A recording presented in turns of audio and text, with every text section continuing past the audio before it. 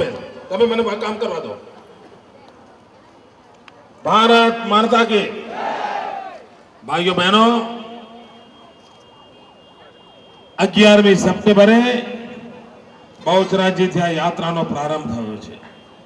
11મી ઓક્ટોબરે આ યાત્રા એના સમાપન છે.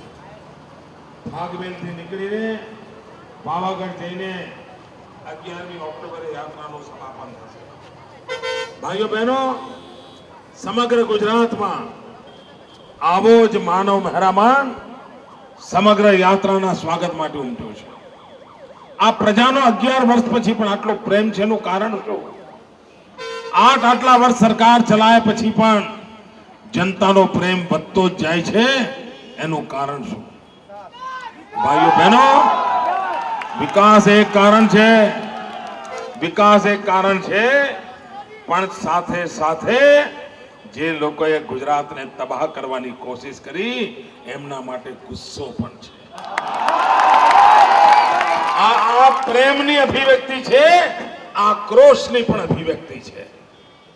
અને જે લોકોએ ગુજરાતને તબાહ કરવા માટે દિવસ રાત કોશિશ કરી છે, હવે થોડો સમય ટ્રાફિકને રોકવો પડશે ભાઈ, પ્લીઝ પોલીસના મિત્રો આ ગાડીને જતા રહેવા દો. તમને આવી રીતે બીજાનું કામ ડિસ્ટર્બ કરવાનો અધિકાર નથી. Thank you. ભાઈઓ બહેનો જે રીતે 11 વર્ષ ગુજરાતને બદનામ કરવાનું, ગુજરાતને તબાહ કરવાના ષડયંત્રો ચાલ્યા છે, કોઈ એવો મોકો નથી કે જેમાં ગુજરાતને બદનામ ન કર્યું હોય.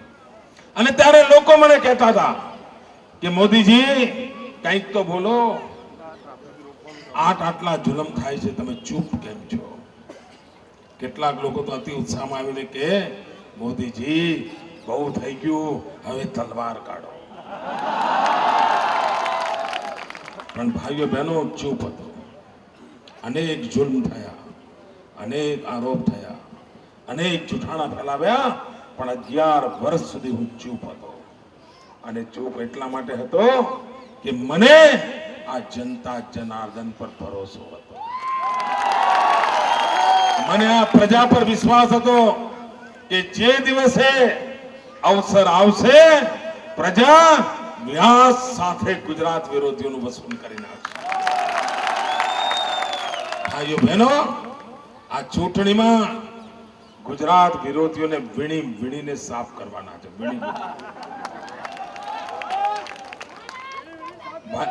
ભાઈઓ બહેનો આ કોંગ્રેસના લોકોએ મહારાષ્ટ્રની અંદર ચૂંટણી લડ્યા ત્યારે એક વચન આપ્યું હતું. મહારાષ્ટ્રમાં કોંગ્રેસ ચૂંટણી લડી ત્યારે વચન આપ્યું હતું, આજે પણ એ ચૂંટણી ઢંઢેરો ઇન્ટરનેટ પર અવેલેબલ છે. એમાં કોંગ્રેસે કહ્યું હતું કે અમે જો સત્તામાં આવીશું તો ખેડૂતોને વીજળી મફતમાં આપીશું.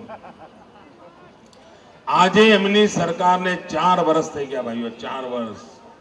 આજ સુધી એક પણ ખેડૂતને એક પણ યુનિટ વીજળી મફત નથી આપવામાં આવી. આટલું બધું જુઠ્ઠાણું ચલાવવું એ કોંગ્રેસનો સ્વભાવ છે. આ મહારાષ્ટ્રમાં એમણે કર્યું છે. આ ચૂંટણીમાં ગુજરાતમાં પણ છેતરપિંડી કરવાના નવા નુસ્ખા અપનાવવામાં આવ્યા છે, નવા ચાલ ચાલવામાં આવે છે. ભાઈઓ બહેનો આ કોંગ્રેસે 2009ની ચૂંટણીમાં 100 દિવસમાં મોંઘવારી હટાવવાનું કહ્યું હતું. કોંગ્રેસે કહ્યું હતું 100 દિવસમાં મોંઘવારી હટાવીશું. મોંઘવારી હટી?